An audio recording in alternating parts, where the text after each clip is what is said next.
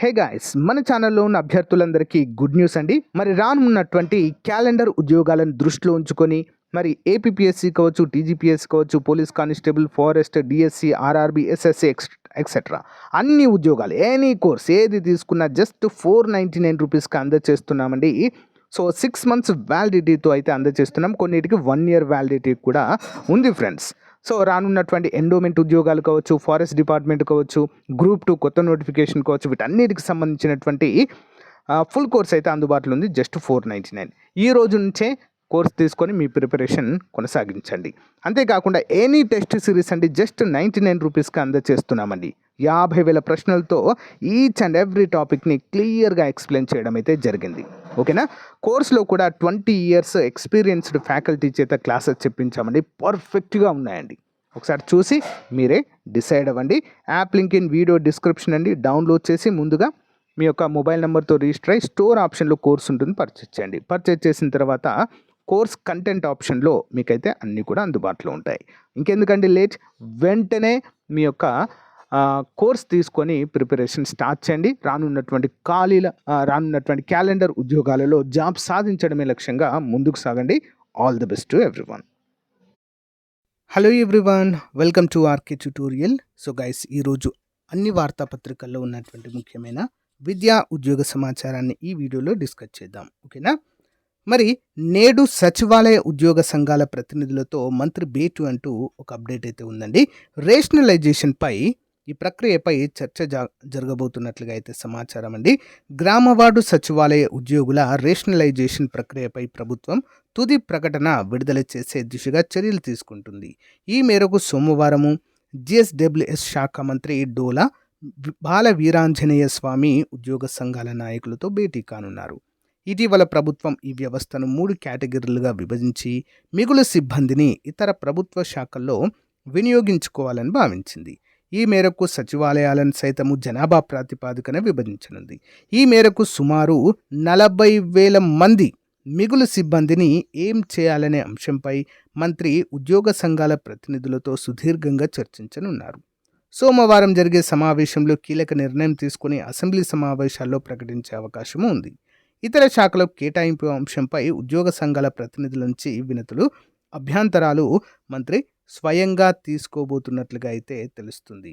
దాదాపు 40,000 మంది ఖాళీలు ఏర్పడ్డాయండి సచివాలయాలలో.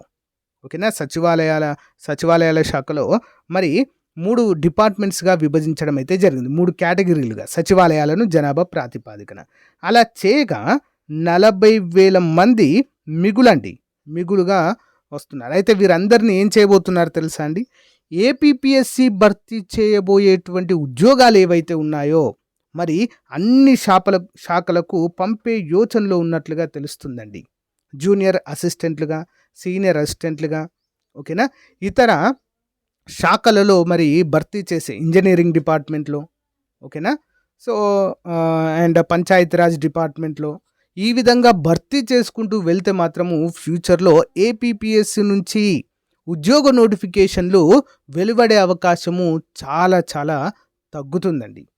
సో మరి ఇది నిరుద్యోగులకైతే బ్యాడ్ న్యూస్గానే మనము చెప్పుకోవచ్చు. ఎందుకంటే 40,000 మందిని ఒకేసారి ఖాళీగా ఉన్నటువంటి ఏపీపీఎస్సీ ద్వారా భర్తీ చేసే శాఖలకు భర్తీ చేయడం అనేది సరైన చర్య కాదు. మరి ఎలాంటి నిర్ణయం తీసుకుంటారనేది మరి ఉద్యోగ సంఘాలను, ఓకేనా, నెక్స్ట్ వివిధ శాఖల నుండి అభ్యంతరాలు అయితే స్వీకరించబోతున్నట్లుగా సమాచారం. వారు ఇచ్చేటువంటి అంశాలపైన మరి సరైన నిర్ణయం తీసుకుంటారని అయితే భావిద్దాం. ఓకేనా. ఇక్కడ కూడా చూడండి, తుది దశకు గ్రామ వార్డు సచివాలయాల రేషనలైజేషన్, నేడు యూనియన్లతో ప్రభుత్వం కీలక భేటీ, ప్రమోషన్ ఛానల్పై స్పష్టత కోరనున్న ఉద్యోగ సంఘాలు. గ్రామ వార్డు సచివాలయాల ఉద్యోగ రేషనలైజేషన్ ప్రక్రియ తుదిదశకు చేరుకుంది. ఈ నేపథ్యంలో ప్రభుత్వం తరపున ఆ శాఖ మంత్రి డోలా బాల వీరాంజనేయ స్వామి సంబంధిత శాఖల ఉన్నతాధికారులు, ప్రిన్సిపల్ సెక్రటరీ నేతృత్వంలో గుర్తింపు పొందిన ఉద్యోగ సంఘాలతో కీలక భేటీ నిర్వహించనున్నారు.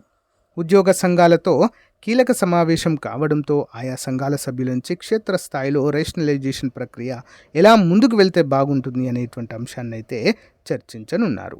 అయితే ఇందులో ముఖ్యంగా ఇక చూడండి, ఇంజనీరింగ్ శాఖల్లో, నెక్స్ట్ వెల్ఫేర్ అసిస్టెంట్లు, వార్డ్ ఎమ్యూనిటీస్ కార్యదర్శులు, నెక్స్ట్ సాంఘిక సంక్షేమము, వెనుకబడిన గిరిజన సంక్షేమ శాఖల్లో వినియోగించుకోవాలనే యోచనలో ఉన్నట్లుగా తెలుస్తుంది.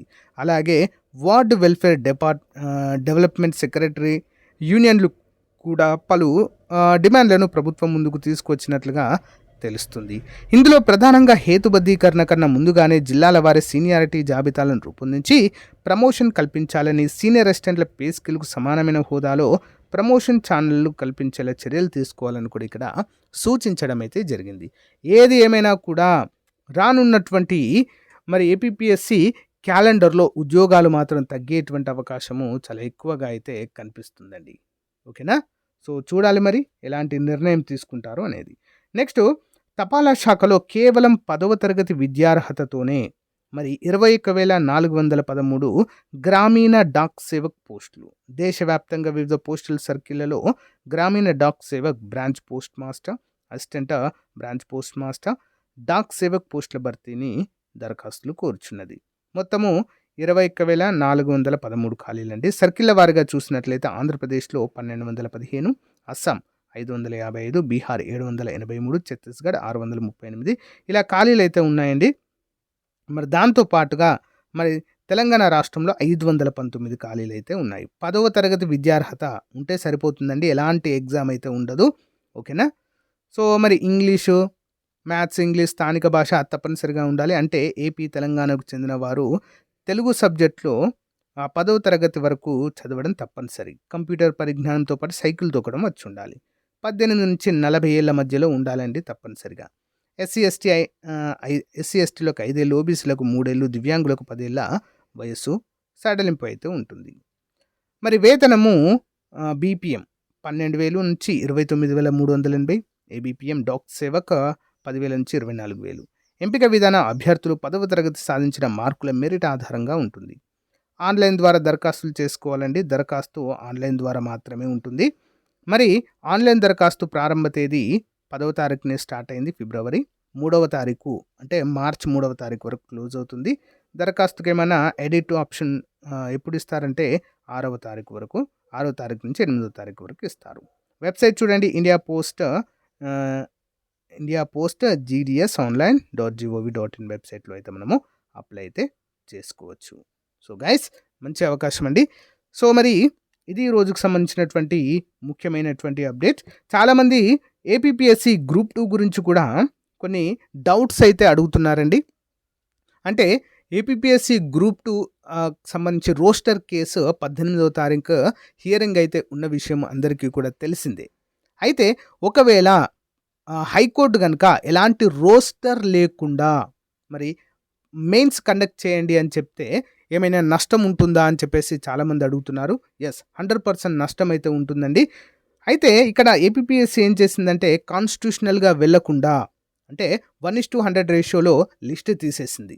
అంటే ఏ ఎగ్జామ్ అయినా కూడా మనకి ఎస్సీ ఎస్టీలకు కొంత పర్సంటేజు, బీసీలకు కొంత పర్సంటేజు అండ్ ఓసీ ఓపెన్ కేటగిరీకి కొంత పర్సంటేజ్ అని చెప్పేసి ఫర్ ఎగ్జాంపుల్ 30, 35, 40% ఇలా తీస్తుందండి ప్రతిసారి. ఇలా కట్ ఆఫ్ పెట్టేసి మెయిన్స్కి అయితే ఎంపిక చేస్తుంది. బట్ ఇలా చేయలేదు ఈసారి. అయితే చాలామంది అభ్యర్థుల ఆవేదన ఏంటి అంటే, ఆందోళన, ఈ కేసు వేయడానికి మెయిన్ రీజన్ ఏంటి అంటే, సో 1:100లో ఎస్సీ ఎస్టీ బీసీలు లేరు, ఎక్కువ శాతము ఓసీ క్యాండిడేట్స్ మాత్రమే ఉన్నారు అని వీళ్ళ యొక్క అభియోగము. సో ఎవరున్నా లేకపోయినా ఓకేనా, ఎస్సీలు ఉన్నారా, ఎస్టీలు ఉన్నారా, బీసీలు ఉన్నారా, ఓసీలు ఉన్నారా, 1:100లో ఎవరున్నా పర్వాలేదు. కానీ మాకు మాత్రము యాజ్ పర్ ద రోస్టర్ విధానం ప్రకారమే మాకైతే ఎంపిక చేసి లిస్టు ప్రకటించాలని అయితే కోరడం జరిగింది. గత సంవత్సరం అయితే దీనిపైన కేసు పడడం అయితే జరిగింది. 18వ తారీఖు హియరింగ్ ఉందండి. ఓకేనా?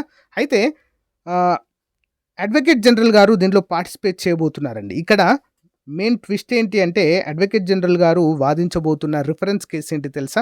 ఇటీవల తెలంగాణ రాష్ట్రంలో మరి గ్రూప్ 1కి సుప్రీంకోర్టు అయితే గ్రూప్ 1 ప్రిలిమ్స్లో కూడా రోస్టర్ ప్రకటించలేదు తెలంగాణలో. సో ప్రకటించకుండా ఎగ్జామ్ కండక్ట్ చేసింది. అభ్యర్థులు సుప్రీంకోర్టుకి వెళ్ళారు. అయితే సుప్రీంకోర్టు ఏం చెప్పింది తెలుసా? లేదు, టీజీపీఎస్సీ కండక్ట్ చేసింది కరెక్టే, రోస్టర్ దాంట్లో ప్రిలిమ్స్‌కి అవసరం లేదు.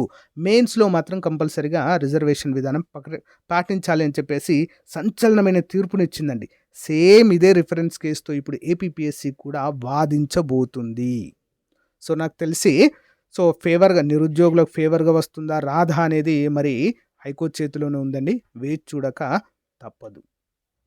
సో, ఇది చాలామందికి చెప్పాలనుకుంటున్నటువంటి అంశము. సో, చూడాలండి. దీనిపైన మీ అభిప్రాయం ఏంటో కామెంట్ రూపంలో తెలియచేయండి. Thank you.